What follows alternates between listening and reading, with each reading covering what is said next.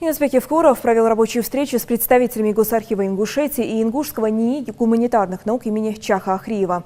Тема обсуждения – выявление документов по истории Ингушетии в архивах ближнего зарубежья. Совсем недавно они вернулись из Центральной Азии, где при содействии главы республики осуществляли поиск документов с упоминанием об ингушах, проживавших в Казахстане и Киргизии.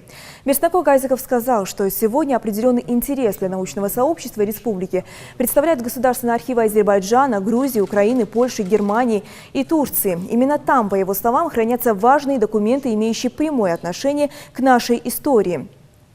Глава Ингушетии также подчеркнул необходимость дальнейшего изучения госархивов разных стран, к которым ингуши имели хоть какое-то отношение.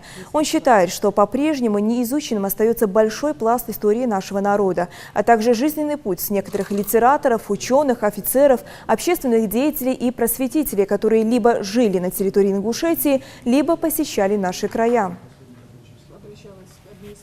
Нами подготовлен план, график работы в архиве Казахстана и Кыргызстана на текущий 2017 год, в котором определены цели и задачи, в том числе исполнение вашего поручения по выявлению сведений персонального характера.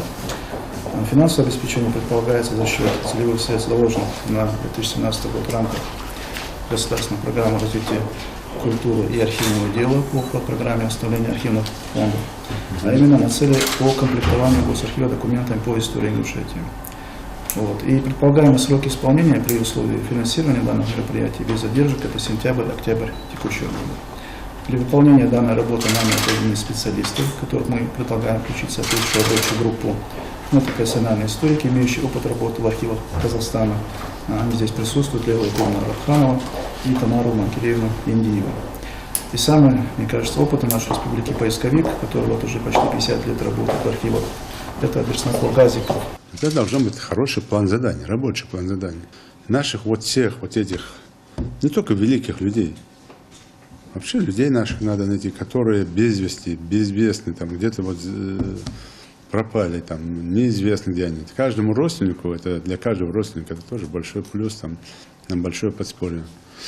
Ну и плюс, помимо всего этого, еще посмотреть, что еще осталось там из наших архивных того периода данных, что туда передавали.